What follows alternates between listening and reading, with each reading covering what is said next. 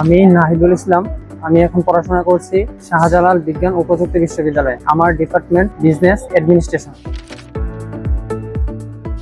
জি, আমার হচ্ছে অনেক ভালো, যেহেতু আমি এডমিশনটা আমি অনেক লং একটা জার্নি। আমি পড়াশোনা করার পরে আমার যেই অভিজ্ঞতা ছিল সেটা অনুযায়ী আমি পড়াশোনা করলাম। সেটার পরে আমি সিলেটে চান্স পেয়েছি, এটা আমার জন্য অনেক ভালো।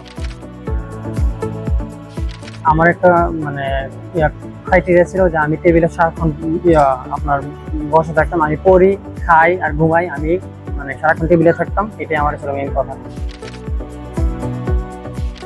ব্রাহ্মণবাড়িয়াতে যখন আমি থাকতাম তখন আমাদের যারা বড় ভাইয়েরা ছিল তারা এবং আমিও নিজে দেখলাম যে আপনার প্যারাগন ছাড়া ব্রাহ্মণবাড়িয়ায় তার কোনো ভালো প্রতিষ্ঠান নেই। এবং প্যারাগনের বিভিন্ন কুইজ পরীক্ষা দিয়েছি, সেখানে আপনার প্যারাগনের যে প্রশ্ন প্যাটার্ন, তারপরে টিচারদের যে আপনার গাইডলাইন, সেগুলো আমাদের কাছে